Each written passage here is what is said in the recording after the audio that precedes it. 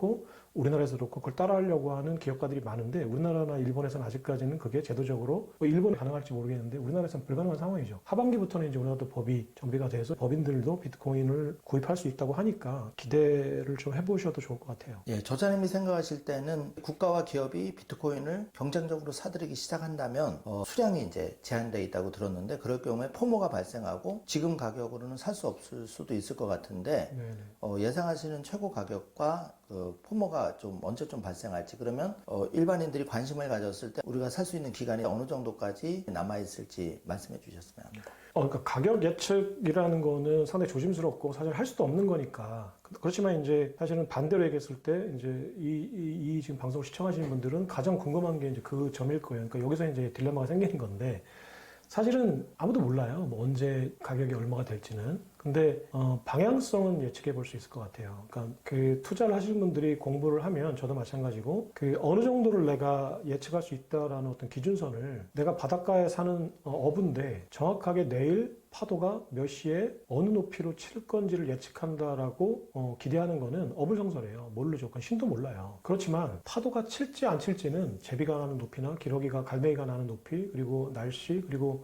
그 옆에 있는 할머니가 자꾸 무릎에 시리다고 하고 하면 파도가 칠지 안 칠지는 경험상 학습에 의해서 알 수 있죠. 그러니까 파도가 칠지 안 칠지 정도를 이제 예측하고 내가 거기에 파도 타기를 하겠다, 윈드서핑을 즐기고 싶다라는 기대를 하는 게 좋을 것 같아요. 근데 그럼 비트코인이 언제 얼마까지 오를 거다라는 건 누구도 모르는 건데 왜냐면은 여기서 중요한 개념이 저희는 비트코인에 대한 판단자가 아니에요. 왜냐면 비트코인하고 동시대를 살고 있는 거고 비트코인은 현재 무엇이 된 상황이 아니거든요. 물론 사토시 나카모토는 무엇을 만들었다고 디자인을 했어요. 그래서 그 목적이 있는데 그것은 일순간에 되는 것들이 아니고 사토시 나카모토도 반감기라는 걸 통해서 어떤 화폐를 설계하는 게 아니라 화폐가 되는 과정 자체를 설계한 거거든요. 그러니까 그 설계대로 지금 가고 있는 거예요. 그럼 우리는 그 동시대에 서로 비트코인이라는 어떤 대상, 화폐라는 대상과 우리가 그것을 화폐로 만들겠다 또는 나는 그것이 화폐가 되는 게 싫다 또는 나는 그걸 잘 모르겠다라고 하는 상호작용을 하는 행위자지 지금 비트코인이 뭐다? 그렇기 때문에 어떻게 될 거다라고 판단할 수 있는 판단자는 아니거든요. 그러면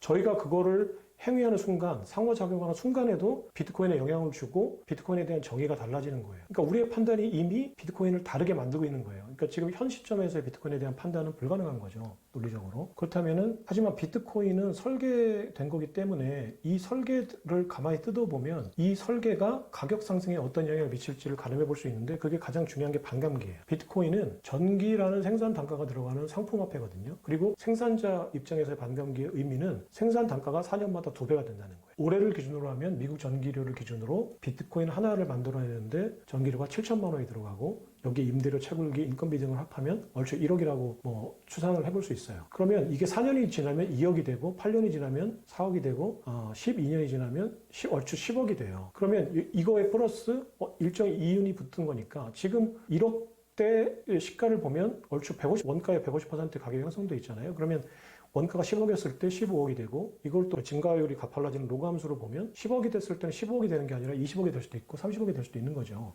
그렇게 되면 반감기가 반복될 때마다 어느 순간이 되면 반감기 자체로 전기료 원가만 100억이 되는 순간도 오겠죠. 그러면 100억이 되는 거예요. 이게 팔린다는 가정하에서 그러면 나는 이거는 인정할 수 없어라고 누군가 판단하고 이거를 완전히 상품 시장에서 멸종시킬 수가 없다면 그게 누군가 사주고 그 사주는 사람이 늘어나면 상품화폐가 되는 건데 지금은 전 세계에 15개 정도의 계좌가 있으니까 물론 그 계좌의 성격이 여러 가지가 있겠죠. 뭐 한 명이 10개의 계좌를 가지고 있는 경우도 있겠으니까 어쨌거나 계좌 수로만 따지면 전 세계 인구의 8분의 1이 지금 비트코인 계좌를 가지고 있어요. 그러면 이걸 없앤다는 건 불가능한 거고 그렇다면 누군가는 계속 사줄 거라는 기대를 할 수 있고 앞으로 20년, 30년이 지나고 나면 이게 30억, 40억, 60억이 되는 거니까 그러면 그게 가격을 지지하는 이제 요인이 되는 거고요. 그러면 그거 플러스 알파가 비트코인 가격이 되는 거예요. 그러면 30년 전에 압구정동 아파트를 1억에 산 사람들이 지금 현재 압구정 아파트가 158제곱미터가 100억에 팔렸어요. 이게 예측할 수 있었던 일인가요? 그러니까 예측할 수 없는 일이 이미 우리 사회에서 발생하고 있는데 비트코인 현재 1억 5천만 원 하는 가격이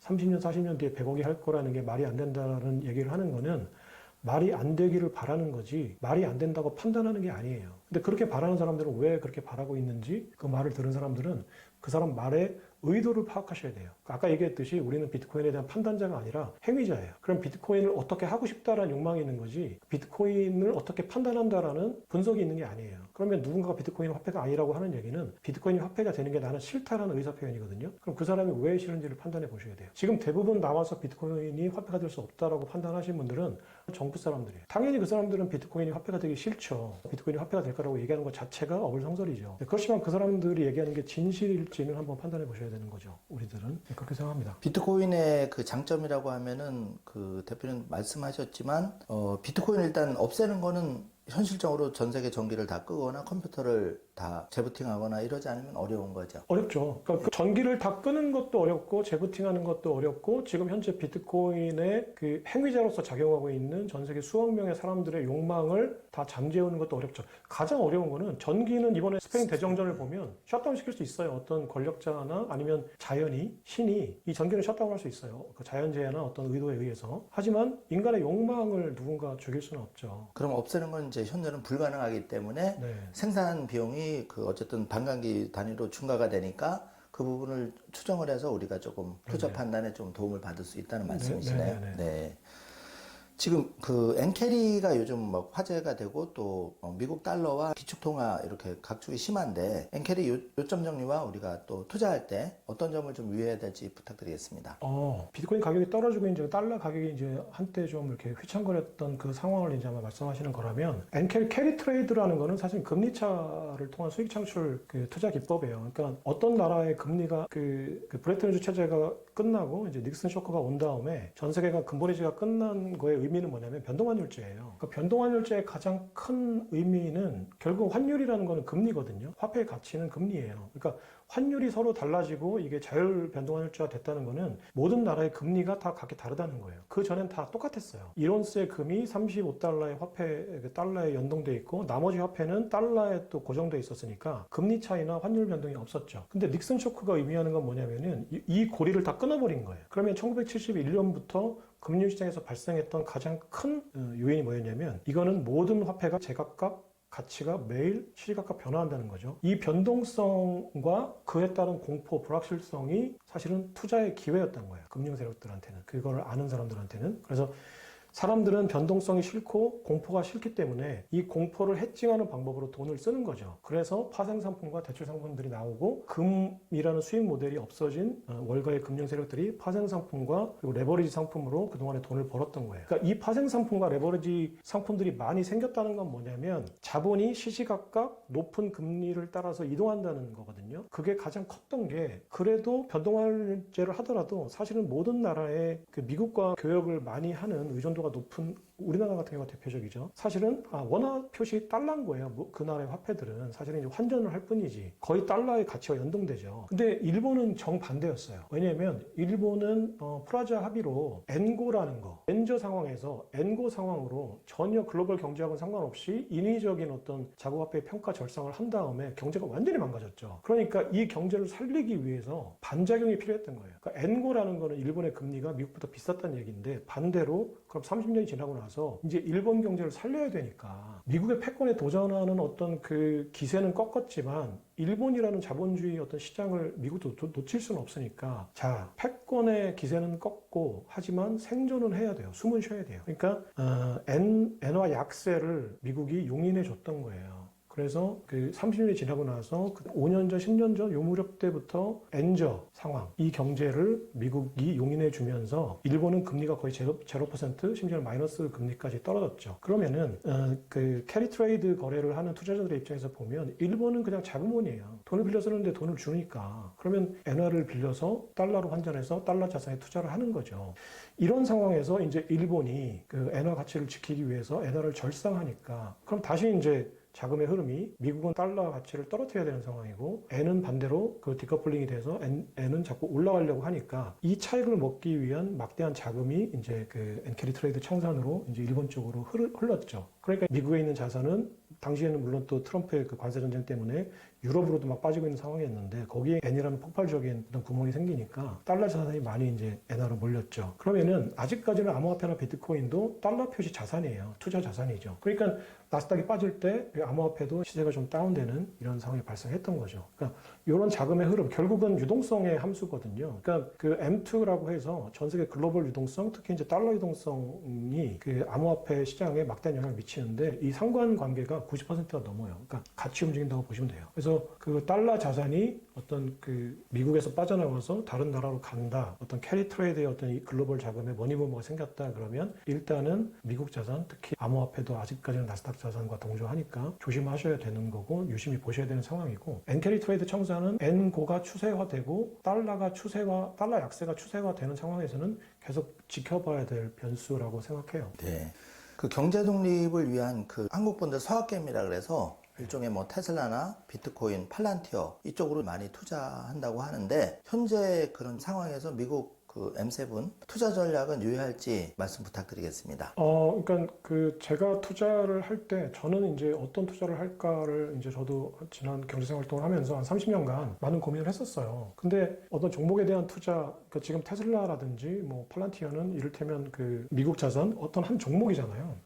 이런 종목에 투자를 하실 때에는 그 종목에 대한 공부도 중요한데 그 종목을 둘러싸고 있는 거시 환경에 대한 이해가 선행이 돼야 돼요. 그래서 이걸 종목이라고 보시지 마시고 내가 지금 현재 거시경제를 어떻게 판단하고 있는가라는 어떤 프레임을 스스로 한번 짜보셔야 돼요. 그러면 지금 거시경제의 흐름이 어떤 방향으로 가는가, 그러면 내가 그 방향에 동조할 때는 돈을 버는 거고 역행할 때는 돈을 잃는 거거든요. 그러면 지금의 거시경제는 역사상 유례없는 어떤 변곡점을 지나고 있어요. 그러니까 이게 산업혁명 때랑 비교를 해보면 18세기 후반에 어떤 전기기관이 발명되면서 산업혁명이 오고 이제 생산성에 급격한 어떤 향상이 왔어요. 이게 어떤 게 만들어진 거냐면 사실은 이거는 사상하고 같이 움직이거든요. 당시에 16세기 때 이제 르네상스가 인본주의 사상을 만들고 인간이 어떤 판단의 주체가 되면서 인간이 무언가를 만들 수가 있었어요. 그러니까 그 전에는 인간이라는 존재는 우리한테 준 신이 만들어준 소명을 파악하는 게 인간의 공부의 목적이었어요. 그래서 신의 소명을 내가 파악하고 그 소명대로 사는 게 인간의 올바른 삶의 태도였죠. 그러니까 내가 판단하는 게 아니에요. 판단자는 오류성이 없는 신이었죠. 이 신이란 분이 판단하는 게 뭔지를 내가 읽는 거. 그러니까 그리스 로마 신화 때는 신탁에 의해서 그 신탁자들한테 찾아가서 그 신탁한 예 스토리를 듣는 게 그 신의 소명을 내가 아는 방법이었고,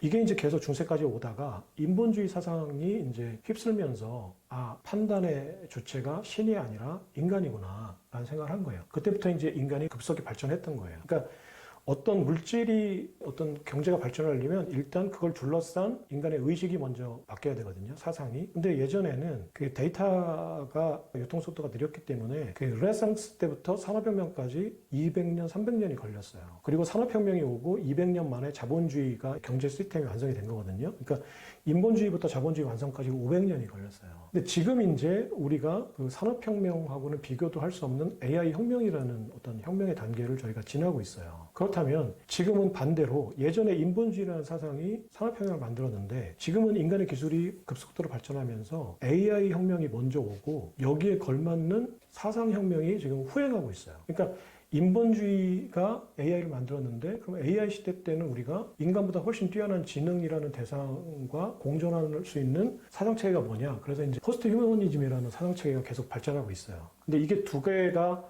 맞물리면서 어떤 경제 시스템을 만들어 나갈지는 예측할 수 없는 상황이에요. 너무 급속도로 바뀌고 있기 때문에.